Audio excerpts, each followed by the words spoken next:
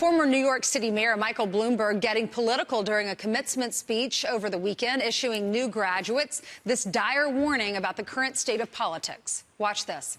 And so here we are in the midst of an epidemic of dishonesty and an endless barrage of lies. A seat in government isn't something to just shrug your shoulders at. When elected officials speak as though they are above the truth, they will act as though they are above the law. That was at Rice University in Houston on Saturday. But aren't commencement speeches meant to uplift and inspire young people? Here to debate this is managing editor at Olympic Media, Katie Freites, and University of Maryland lecturer Jason Anthony Nichols. Thank you both for being with us. Thanks for having me. Katie, since you're the female on tap here, let me ask you first. I'll start with you. What'd you think of that speech? Well, you know, the first half of it, honestly, I was hesitant. It seemed to fall fairly stereotypically, comparing him to regimes, comparing him to dictators, the president, of course, who I'm referring to.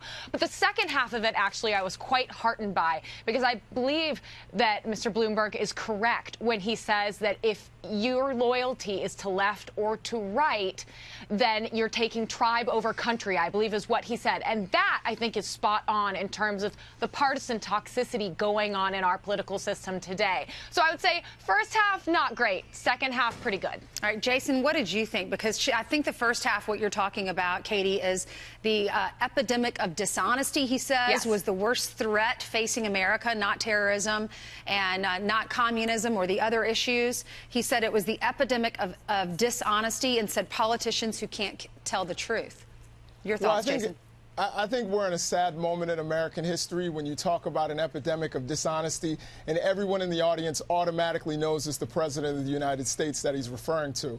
I think what he is trying to tell these young people, I think you can gather right now that you can reach success by being dishonest, that you can even reach the presidency that way. We have a president who's told 3,000 falsehoods in under 400 days. So I think what he's trying to say is integrity still matters.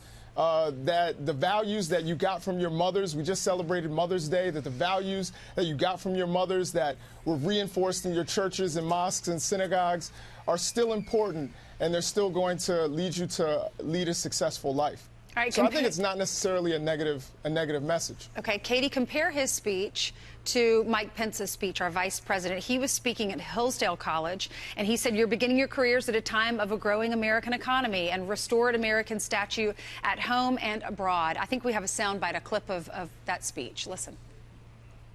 On the world stage, you've seen America embracing our role as leader of the free world. Here at home, businesses large and small are growing again. Faith in America is rising again because President Trump and our entire administration have been advancing the very principles that you learned here in the halls at Hillsdale College. So, Katie, compare those two speeches. Well, of course, the vice president's was certainly more optimistic and forward-facing. I think I will also say I was so happy to see him at Hillsdale, which is my alma mater. But I do think that it was. I mean, Americans and American families have never been in a better place. It's never been a better time to be an American than right now.